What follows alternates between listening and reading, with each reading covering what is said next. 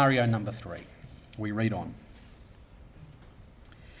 If a man finds a girl who is a virgin, who is not pledged to be married, and rapes her, and they are discovered, the man who raped her should pay her father 50 shekels of silver.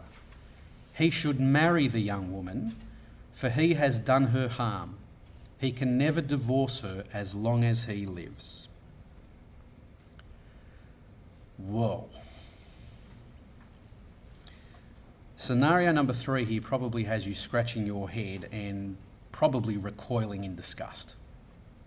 The idea that a woman be given into the custody of the man who has raped her just seems utterly reprehensible. The logic to us just seems totally incomprehensible. And for good reason. We live in an age where there are decent institutional measures that we can take to ensure that a rape victim is kept well away from her attacker. We have police, we have judiciary, we have correctional services, we have emergency hotlines, hospitals, counselling services, other welfare services and payments. We have banks, independent living arrangements, and they all contribute to making it possible today for a rape victim to be protected and appropriately cared for in the aftermath of an attack. So of course this scenario here sounds appalling to us.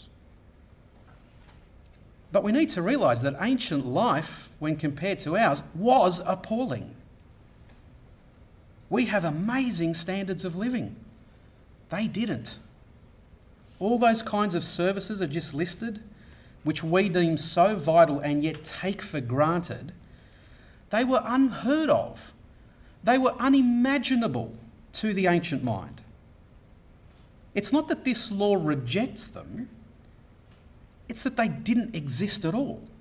And so no one could possibly avail themselves of the services that we have today. Their society in ancient times was not as developed as ours. So rather than just simply dismiss this law out of hand from the high vantage point of our own developed, well-resourced modern society, we need to try and understand the logic that this scenario is employing in a much earlier and underdeveloped society. So, there are a few things to note here in this law. First of all, the situation here in scenario number 3 is the same as that in scenario 2, with the exception that the victim is not married or pledged to be married. The woman here is unspoken for, which means that she doesn't have a husband who will be able to protect, care and provide for her after an attack for the rest of her life. The woman back in scenario 2 has that relational mechanism in which she can be loved, protected and provided for in an enduring way by a husband. In other words, the woman's husband is her means of perpetual social security, but the woman in scenario 3 here has no such relationship that can provide her with that kind of social security. She doesn't have a husband to provide for her, to bring her restorative care, to bring resurrection to her in the midst of her murdered existence. Second point. That explains why scenario 3 here allows the rapist to live. Back in scenario 2, the rapist is executed. It was a kind of life-for-life principle. He basically took life and therefore his life is taken from him. But here in scenario 3, the rapist isn't executed. Now, it's easy to interpret that as the rapist getting off scot-free. But that's not quite the case. In scenario 3 here, the rapist has to provide for the welfare of the victim in the absence of a husband who might otherwise have provided ongoing restorative care for her. In being allowed to live, the perpetrator is required to take responsibility for his crime, and he is to use all his means for the rest of his life to make reparation for the damage that he's inflicted on his victim. In other words, the law tells the perpetrator, you live, you pay. Now, I'm sure there are a whole series of further questions that we probably have at this point, so let me try and preempt what some of those are and perhaps deal with some of them. First one, why of all things does the perpetrator paying for the victim's ongoing care require that he marry her? It seems puzzling to us. Well, I think the scenario, the thinking in the scenario is that there are two reasons. First of all, in antiquity, economics featured in marriage far more than romance did. Now that's a reasonably foreign thing for us today. We get married because we fall in love, not because we want to pool our resources. Now, of course, there are obviously economic ramifications even today when we marry, but we do not marry for economic reasons. If we do, it makes the tabloids. Now, it's not that love was never a consideration in marriage in ancient times. You only have to read the book of Song of Songs in the Old Testament to see that, yes, of course it was. But economics was a necessary consideration, especially given the communal nature of society back then as opposed to our individualistic society today.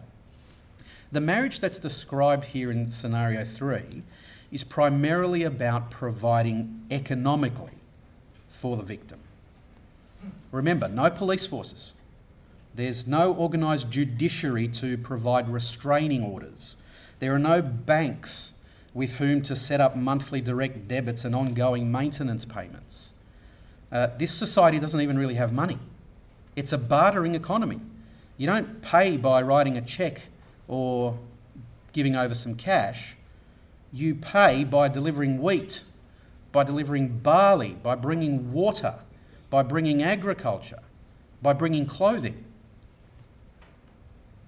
And remember, they don't have all the other services that we take for granted today. And in those circumstances, the marriage of the perpetrator to the victim actually then gives the victim complete access to the perpetrator's resources.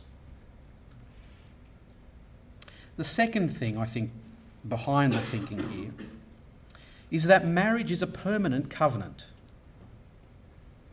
And so this was a way of making sure that the perpetrator provided for the victim for the rest of his life. He couldn't just do something tokenistic and then take off. Scenario number 3 does not permit the perpetrator to divorce the victim. His wealth is essentially to become hers in perpetuity, and that is an arrangement that he is unable to change. He pays for this for the rest of his life. Let me preempt another objection. Surely there are better ways of providing for the victim. Shouldn't she be taken away from her attacker? You know, we might wonder why the victim's father or brothers don't perhaps take custody of the woman who's raped here. Well, a few comments on that. Remember, the priority in these laws is to provide for the welfare of the victim. And I don't think that prevents other scenarios. Remember, this is just one scenario. The issue of consent, remember, is pivotal to the case of rape.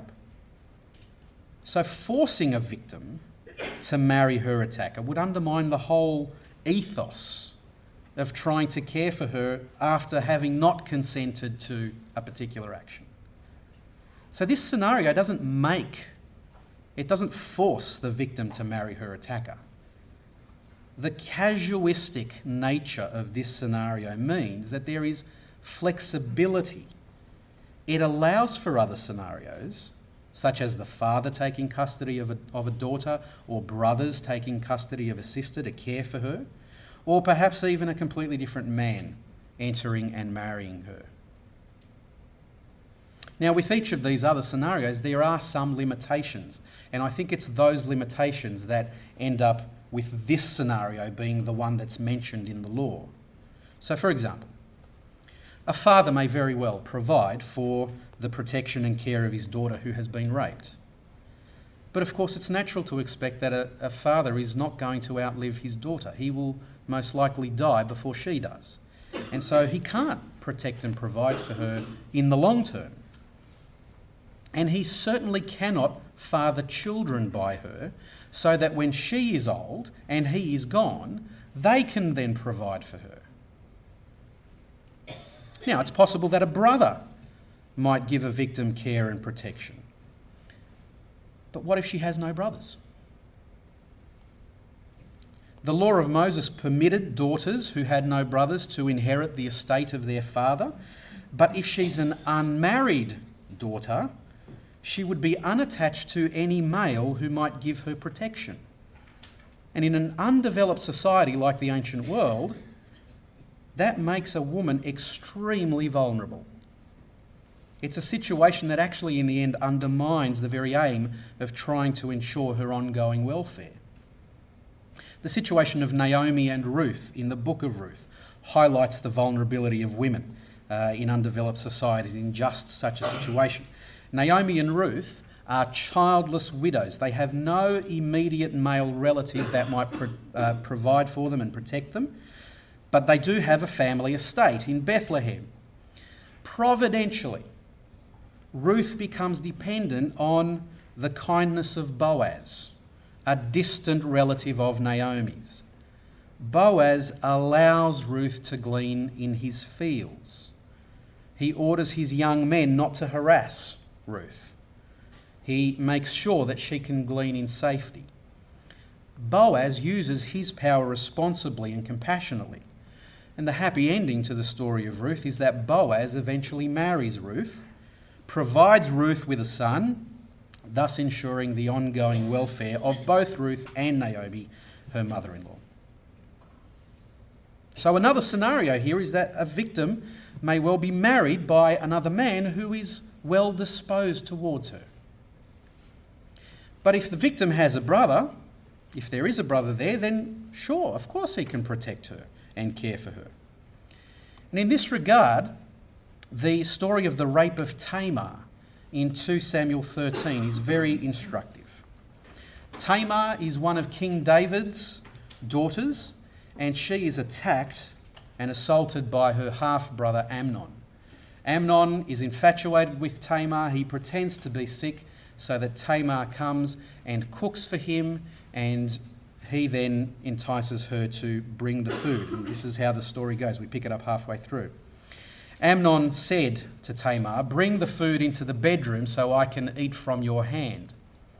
So Tamar took the pastries she had made and brought them to Amnon, her brother, in the bedroom. As she approached for him to eat, he grabbed her and said, "Come, sleep with me, my sister." She said to him, "No, my brother, don't degrade me, for such a thing must not be done in Israel. Don't do this vile thing. And where could I go to get rid of my degradation? And you'd become a vile person in Israel. So speak to the king, because he wouldn't withhold me from you." But he didn't listen to her. He was stronger than her, so he assaulted her and raped her. Then Amnon hated her so much. He hated her far more than he had loved her. Amnon said to her, "Get up, leave." And she said to him, "No, because this latter wrong of sending me away would be worse than what you've done to me." But he didn't listen to her. He called the servant who attended him and said, "Throw this woman out. Get her away from me, and lock the door behind her." A little later on, Absalom, her full brother, said to her, "Has Amnon your brother been with you?" "Well, no, my sister, be silent. He's your brother. Don't set your heart on this thing." So Tamar lived a ruined woman in the house of Absalom, her brother. It's a terrible story, isn't it? It's awful. A little later in the chapter, Absalom kills Amnon for having raped Tamar, exacting the punishment for having psychologically taken her life. This story highlights not just the trauma of rape, but also the trauma of the victim not being provided for afterwards. Tamar insists that her attacker, Amnon, who is her half-brother, not send her away, but rather provide for her. She even goes so far in her desperation to offer to cover up the rape. Such is the fear of destitution that she has. It's such an awful situation to be in. And while Amnon refuses to take the course of action, which is this that's recommended in scenario 3 in Deuteronomy, and it's the scenario that Tamar herself suggests, it's Absalom, her full brother, who comes to her aid and provides for her. Regardless of how you think he's going at comforting her, he's the one who provides for her. So scenario number 3, back in Deuteronomy 22, doesn't exclude other possibilities of caring for the victim. Remember, it's casuistic law. It's recommending a course of action that looks for a lasting arrangement for the welfare of the victim. That's the purpose of the law. It's not a one-size-fits-all law. And it doesn't propose to be a solution that makes everything nice and happy again. As Tamar's story tells us, the victim just doesn't win in any scenario. Tamar lived a desolate life in her brother's household. And while she might have been provided for economically for a time, psychologically she lived with the trauma for the rest of her life. Tragically for Tamar, her brother Absalom dies young. He gets killed in a rebellion against their father, David. And he has left no son behind, so Tamar has no nephew who can then take care of her. And we're never told what comes of her. She's known to us only as a desolate victim. Another objection to the scenario. Shouldn't they try and get the woman away from her attacker rather than making her economically dependent on him?